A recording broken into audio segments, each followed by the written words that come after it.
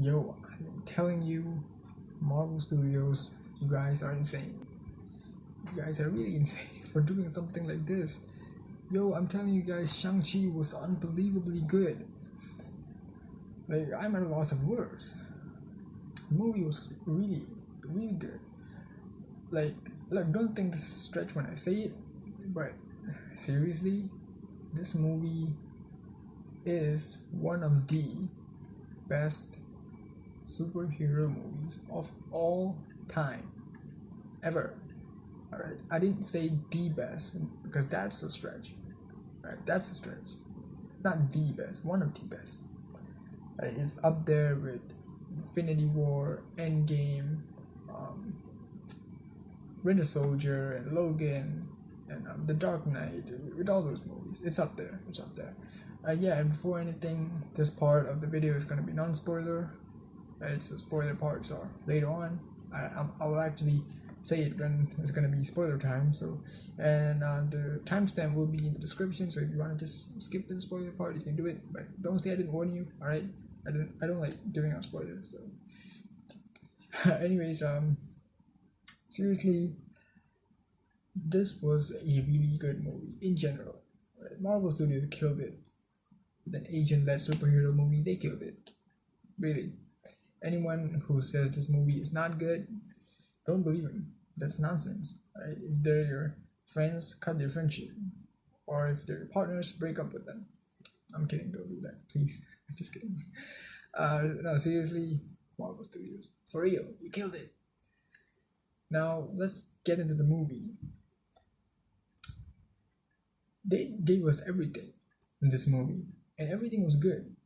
They gave us the Chinese culture. They gave us good action, little bit of comedy, which was actually good, and emotional stuff, and even the superhero stuff, and everything was in it. Everything was great. All right. Now looking at this movie, I just feel like Marvel Studios can basically do anything. Imagine you're watching Black Panther. Black Panther had like the African origins, all that stuff in it. It had a little bit of comedy.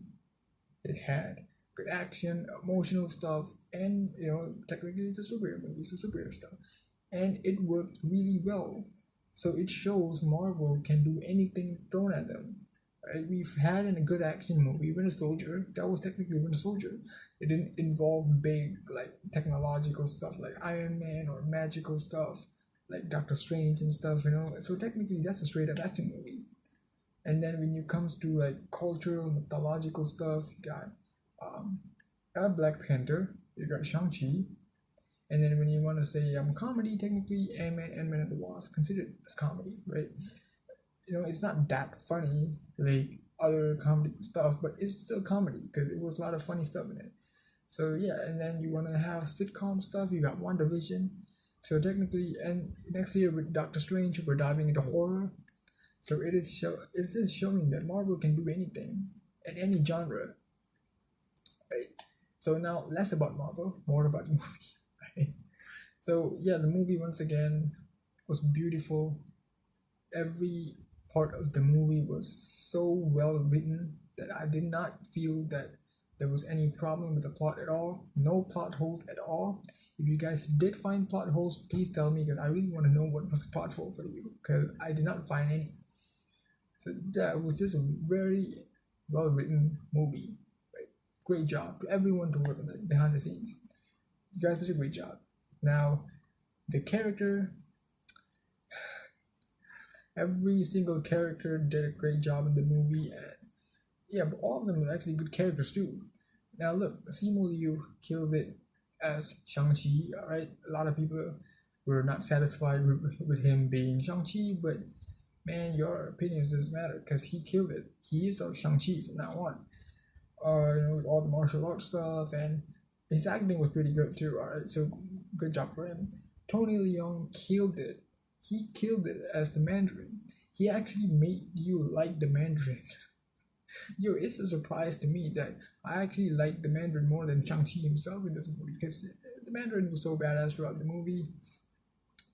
I mean, I understand this is the era where we actually like the villain more than the hero, So yeah, Mandarin was actually a really good villain too. You actually like him. He was a really good villain. And then the people who didn't like Aquafina being in this movie, man, you're gonna be forced to like her, because she was actually a badass character too. She was like, well, this is not really a spoiler, but because it was already announced that she was actually his best friend, and then she was a really cool best friend, and then like she's like that best friend that's always close to you and never leaves your side and always fights with you, fights beside you, right? And just that total badass friend that you have.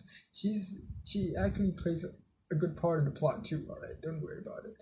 So yeah, technically, people that keep complaining about her in the movie. Yeah, what? Why is she in the movie? She's gonna ruin everything. Nah, I don't think she ruined anything. She was actually really good in the movie too. Now, the actor who played Shang-Chi's mom, she was great, but sadly, I didn't say anything, didn't hear anything from me. But yeah, she was a great actor. Michelle Yeoh, she was not for like a lot of the movie, but her character was pretty useful too. You'll know later on. And Razor Fist, he was pretty cool too actually. I'm surprised that he didn't die. I mean, he's not really a main villain, so I'll spoil that one thing for you. He didn't die. So yeah, he was actually a pretty cool character.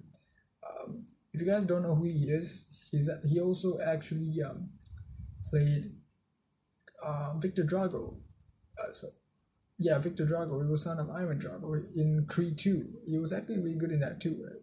So yeah, he was good in this movie too.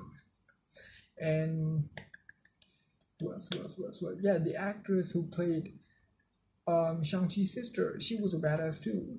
She was she really was a badass. She was almost the same as him. She was cool. And her acting was really on point too. And who was a lot of the notable characters in it? And yes, I'm not sure this is a spoiler. I'm pretty sure they already mentioned it, but remember Trevor Slattery, the fake Mandarin that we had in Iron Man 3? Yeah, well, he's in it. And he actually has a pretty important role too. But I don't know. I won't say that important. But yeah, it's kind of important. What am I saying? Yeah, he was important actually. And then wasn't there to just be the comedic character. Probably that's what a lot of people think, that like, why is he there? He's gonna be do something stupid or something, or just gonna be a prisoner. If you guys watch the one shot "All Hail the King," there was actually an attempt to like kill him because he was impersonating the Mandarin. Because and when Wu, he actually mentions that situation out about this dude impersonating him in America. Right, so it shows that how all these things are connected. Now he actually plays a good part in the movie too. He was not there for this dumb comedic relief. So yeah, he was kind of important too. And I think that's all for the main characters that we had in the movie. Yeah. And then yes, post credit scenes. There are two post credit scenes. One of them is kind of a credits for like the entire MCU in general, and one of them was just like for the movie. Alright, please watch, especially the mid credit scene. That's more important. It really is. It will showcase two MCU characters. Well, technically three. So you gotta see it, and one of the characters, there's a big surprise for you on how he looks like. Now, all right, I think that's all for the character part. Now, speaking of the story, I liked how they didn't just jump into Shang-Chi's present day. They actually showed a little bit like, origin story stuff. Like how it happened thousands and thousands of years ago. That was actually cool. We didn't actually see Simu Liu for like the 10 minutes of the movie. Only after that, after like 10-12 minutes, only after that we actually saw Simu Liu in the movie. So that was cool. I actually like that sometimes, where you explain the origins of a lot of stuff before you jump into the present day. So that was a cool part. And they didn't actually waste a lot of time doing useless stuff. So they basically just jumped into the plot, the main plot, and just introduced all these characters. And throughout the movie, they just like showed a lot of the origin stuff in between. That was pretty cool too. So in general, good movie, man. This was a 10 out of 10 movie. It really is. So, don't think that this movie, yeah, it's been getting a lot of hype. It's an overhyped movie. It's not an overhyped movie. They really killed it with this. Especially like me, if you really like a just a good action movie with martial arts stuff, you will love this. This is not a waste of time. It's not a waste of money. It's none of that. So yes, you should definitely watch this, please. You will really love it. Alright, so spoiler time. What? Okay, look. Well, I know the Mandarin was supposed to be defeated, but I didn't actually expect him to die. Why? Marvel Studios, why would you do that? But still, it was really an emotional moment. Like I said, there was emotional parts to it in this movie, but seeing Mandarin die it really hit me inside. Cause, well, like what he did to die technically, because it's all because he loves his wife, right? He only did that because he thought that they were keeping his wife inside, and like even after like knowing that his wife wasn't actually inside there, it was this creature. He even like tried to save Shang-Chi from getting crushed. So it shows that he's actually good inside. He was actually doing all that for his wife because he thought that she was still alive. And that kind of shows that he actually has light inside of him. So even when he was getting killed by Dweller in Darkness, it shows that he kind of like accepts his fate because okay, my wife is dead. Now I'm just gonna join her. So he just let that thing take his soul. Now, yeah, speaking of the origins in the movie, it was actually cool to see how they showed us how when Wu had the 10 rings throughout the movie, like throughout history.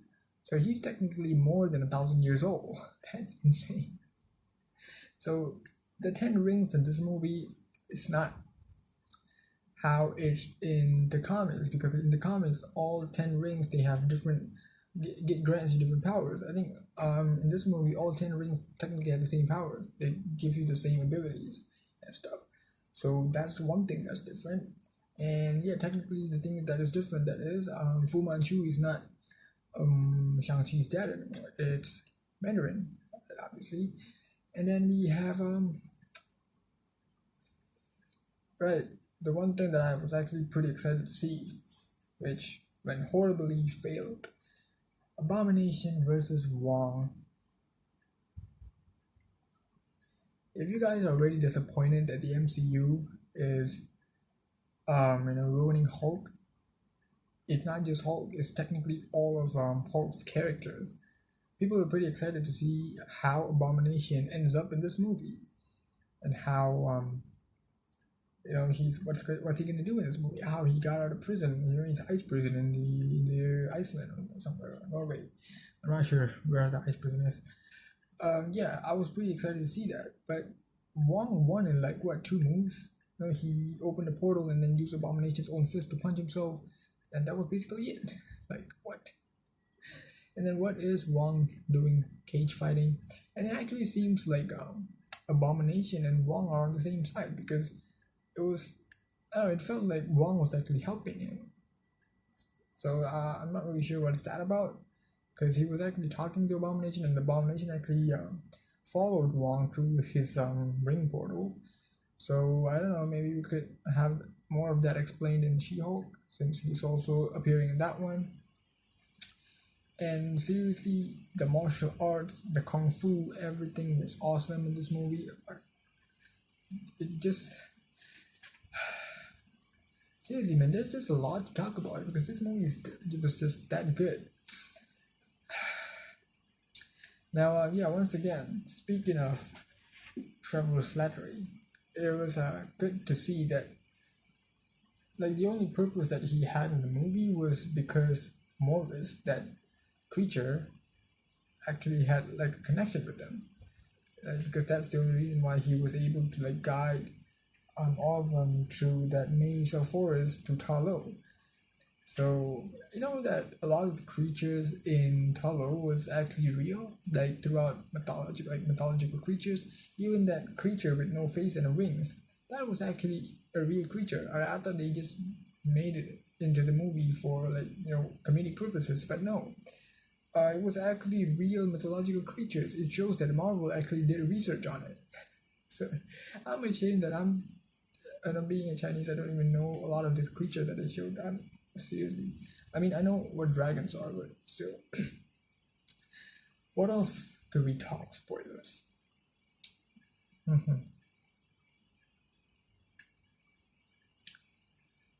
Well, yeah. Speaking of the post-credit scene, now, well, we did see Captain Marvel, and with her long hair, and Bruce Banner, who's now Bruce Banner, no longer Professor Hulk.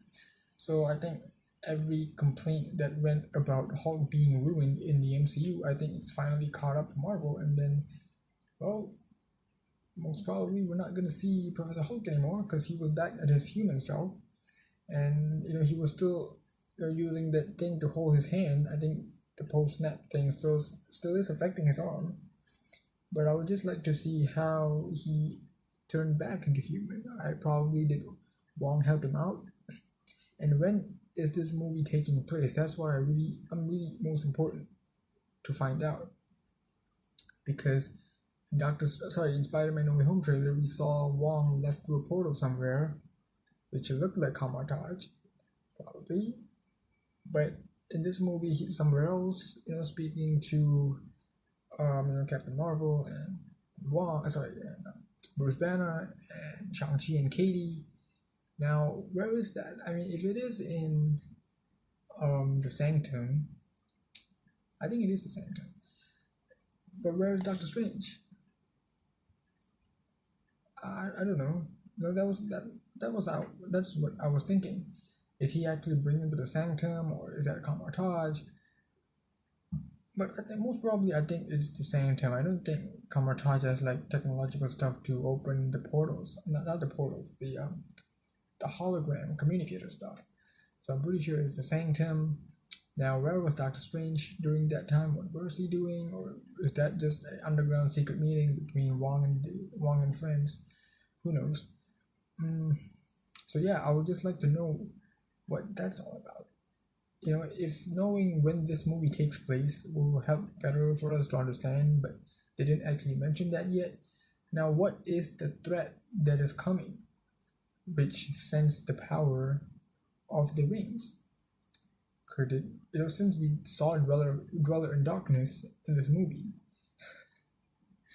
could it be, what, like, where is that threat coming from? Because we didn't actually get any information on how the rings were found.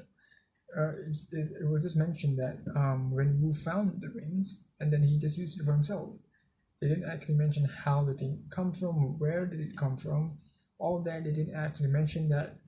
So that's the one thing that's still a mystery. So, well, with that being a mystery, they can just technically change things however they want. Now, what is that? The rings calling towards? Is it Makluan? The Makluan, the aliens who look like dragons.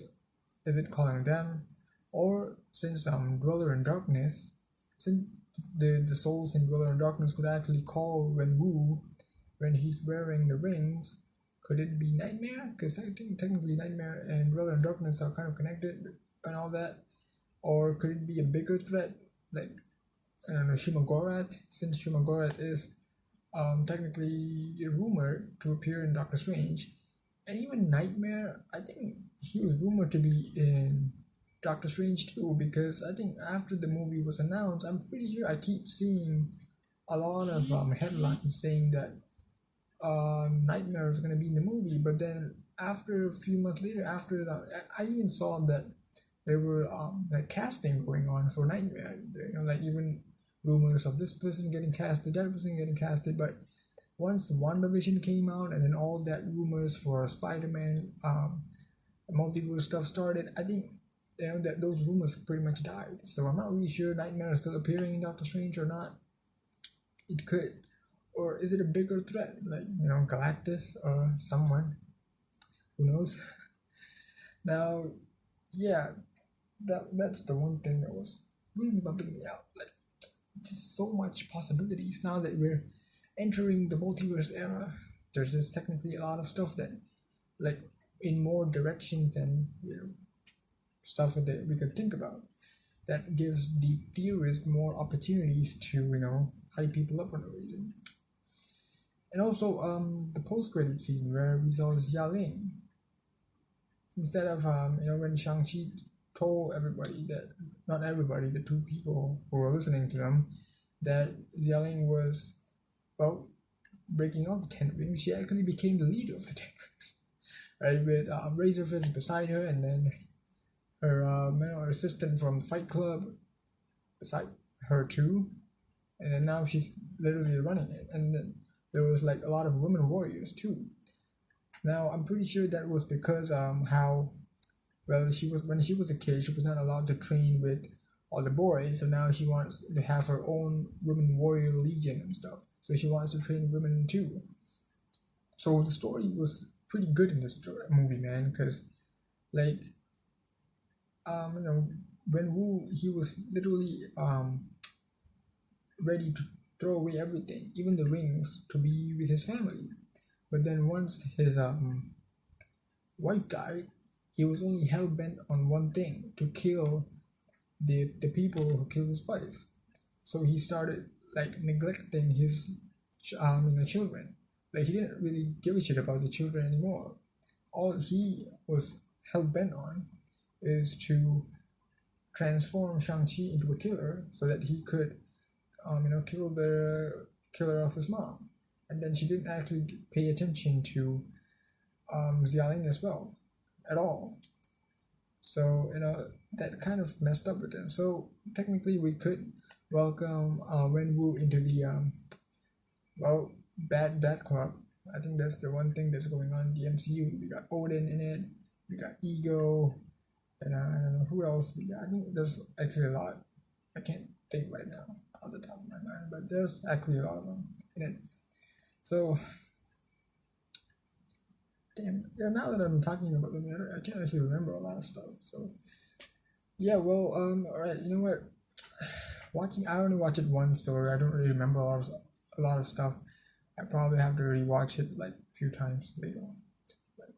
Alright, guys, anyways, well, for now, that's all I could say because I don't really remember that much from the movie.